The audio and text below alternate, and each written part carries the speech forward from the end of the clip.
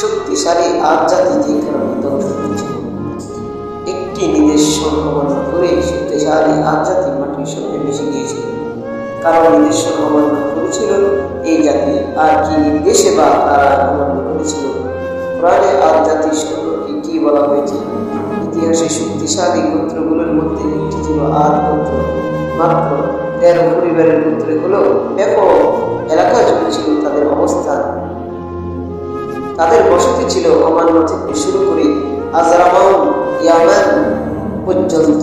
সেই সময়ের অত্যন্ত সজীব ও শস্য সকলে ভরপুর ছিল তাদের ক্ষেত খামার, সব ধরনের বাগ বাগিচা ছিল তাদের। তাদের দৈনিক গঠন ও শক্তি সাহসের কারণে অন্য সবার চেয়ে তারা ছিল অত্যন্ত শক্তিশালী এক জাতি। আল্লাহ তাআলা কুরআনুল কারীমের একাধিক স্থানে তাদের বিষয়টি উঠে এসেছে, আচরণ করেছে। রেখে দেখ সুদীর্ঘ দেহের অধিকারী এরা আদ গোত্রের সঙ্গে যার সমতুল্য এমন দীর্ঘকায় ও শক্তিশালী জাতি এর আগে অন্য কোনো দেশে পৃথিবীতে সৃষ্টি হয়নি। সূরা ফজর আয়াত 6-8। হযরত ইবনে আব্বাস রাদিয়াল্লাহু আনহু এবং মুকাতিল রাহমাতুল্লাহি আলাইহি তাদের সৃষ্টির সম্পর্কে একটি ইসরায়েলি বর্ণনা এভাবে তুলে ধরেছেন যে তাদের উচ্চতা ছিল 18 ফুট 12 হাত।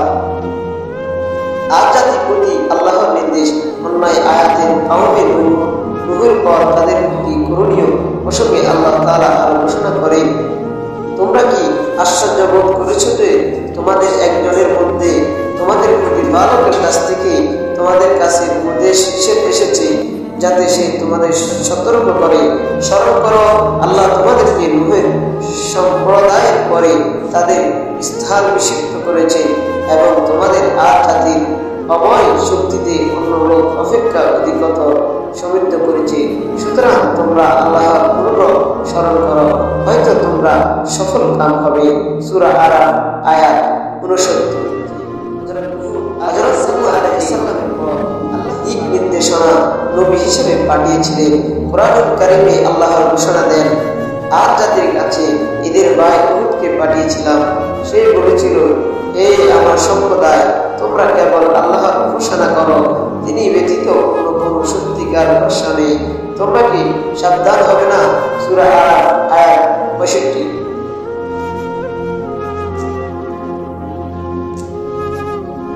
এই আদ জাতি ছিল মূর্তি পূজারী সহ তারা আরো নানা অপকর্মের বিরুদ্ধে ছিল। হযরত হুদ আলাইহিস সালাম তাদের প্রতি পূজা ছেড়ে আল্লাহর ঐক্যবাদের অনুসরণ করতে এবং সব ধরনের অত্যাচার প্রতিফিরন বর্জন করে ন্যায় ও সুবিচারের পথ ধরতে বলেছিলেন। কিন্তু তারা নিজেদের দৈরেশ্বরের উপর নিশ্চিত হয়ে তার হুদ আলাইহিস সালাম আদেশ অমান্য করে সূরা আরাফাতে তা ধারাবাহিকভাবে উঠে এসেছে। এইভাবে তারা সম্প্রদায়ের প্রধানগণ যারা অবিশ্বাস করেছিল তারা বলেছিল, আমরা তো দেখেছি তুমি একজন নির্বোধ এবং তোমাকে আমরা তো একজন মিথ্যাবাদী মনে করি। সূরা আরাফ আয়াত 66। সে হুদ আলাইহিস সালাম বলল, হে আমার সম্প্রদায়, আমি নির্বোধ নই, আমি তো বিশ্ব জগতের প্রতিপালক প্রেরিত একজন রাসূল। সূরা আরাফ আয়াত 66। আমি আমার প্রতিপালকের বাণী তোমাদের কাছে পৌঁছে দিচ্ছি এবং আমি তোমাদের জন্য একজন বিশ্বস্ত হিতাকাঙ্ক্ষী উপদেষ্টা। সূরা আরাফ আয়াত।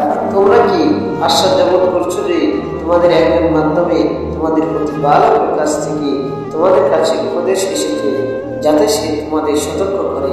স্মরণ করো, আল্লাহ তোমাদেরকে নূহ সম্প্রদায়ের পরে তাদের স্থান বিশুদ্ধ করেছে এবং তোমাদের আদ জাতি উভয় শক্তিতে অন্য লোক অপেক্ষা অধিকতর সমৃদ্ধ করেছে। সুতরাং তোমরা আল্লাহর পুনর স্মরণ করো, হয়তো তোমরা সফল কাম হবে। সূরা আরাফ আয়াত 69।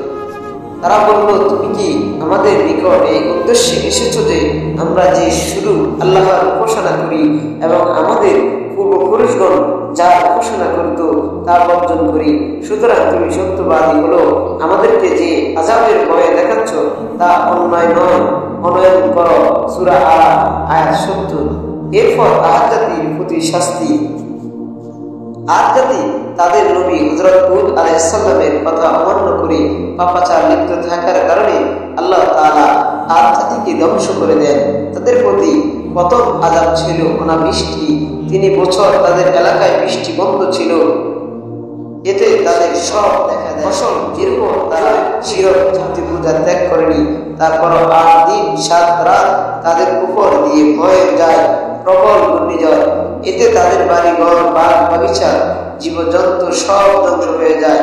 তারা নিজেরাও শূন্য করতে থাকে। রাতে তারা মরে কুকুরুক হয়ে মাটিতে পড়ে থাকে। আল্লাহ তাআলা বলেন, হুদ বলো, তোমাদের প্রতিপালকের শাস্তি ও ক্রোধ তোমাদের উপর নির্ধারিত হয়ে আছে। তবে কি তোমরা আমার সঙ্গে বিতর্ক লিপ্ত হতে চাও? এমন কথাগুলি নাম সময় যার কারণ তোমরা তোমাদের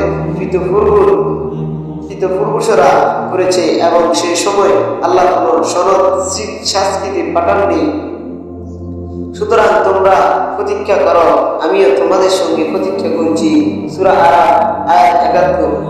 আয়াতে বলা হয়েছে যে তোমরা কাউকে বৃষ্টির দেবতা, কাউকে বায়ুর দেবতা, কাউকে ধন সম্পর্কে দেবতা, আবার কাউকে রোগের দেবতা বলে থাকো, অথচ তাদের কেউ কোনো জিনিসের স্পষ্ট প্রতিপালক নয়। মানুষের জন্য আরো সতর্ক যে বর্তমান যুগেও এসবের দৃষ্টান্ত দেখা যায়। এই যুগেও লোকেরা কাউকে বিপদ মোচনকারী বলে থাকে, অথচ বিপদ থেকে উদ্ধার করার ক্ষমতা তার নেই।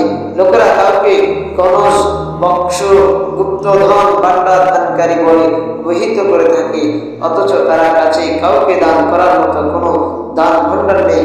কাউকে গরিব নওয়াজ অক্ষা দেওয়া হয় তাকে, অথচ তিনি নিজের গরিব। যে কারণে ক্ষমতা কৃতজ্ঞের ফলে কোনো গরিবকে প্রতিপালক ও তার প্রতি অনুভব করা যেতে পারে, সেই ধরনের ক্ষমতা কৃতজ্ঞতা তার কোনো অংশ নেই। অথচ কারণ ফরিয়াদ শোনার এবং তার প্রতিকার করার কোনো ক্ষমতা তার নেই। কাজে এই ধরনের যাবতীয় নাম বা উপাধি নিছক নাম বা উপাধি ছাড়া আর কিছুই নয়। এই নামগুলোর পেছনে কোনো সত্তা বা ব্যক্তিগত নেই। যারা এগুলো নিয়ে ঝগড়া করে বিতর্ক করে তারা আসলে কোনো বাস্তব জিনিসের জন্য নয়, বরং কেবল কতিপয় নামে এই জন্য ঝগড়া বিতর্ক করে। আর যাদের প্রতি আল্লাহর আযাব প্রেরণ মহান আল্লাহ তাআলা হযরত নূহ আলাইহিস সালামের পর হযরত হুদ আলাইহিস সালামের বিরোধিতাকারী তাকে অস্বীকার করে আল্লাহর অবাধ্যতায় লিপ্ত হয়, যার ফলে মহান আল্লাহ পৃথিবীর সেরা শক্তিধর আদ জাতিকে এইভাবে ধ্বংস করেন।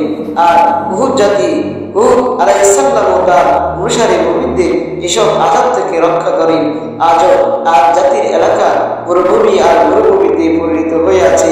এই কথাটি আল্লাহ তাআলা এভাবে তুলে ধরেন, এরপর তাকে হুদ আলাইহিস সালাম ও তার সঙ্গীদেরকে আমার দয়াতে উদ্ধার করেছিলাম এবং আমার নির্দেশসমূহকে যারা আদ জাতির মিথ্যা মনে করেছিল এবং তারা যারা বিশ্বাস ছিল তাদেরকে নির্মূল ধ্বংস করেছিলাম। সূরা আরাফ আয়াত ৭২। আল্লাহ তাআলা মুসলিম উম্মাহকে আদ জাতির ঘটনা থেকে শিক্ষা গ্রহণ করার তৌফিক দান করুন।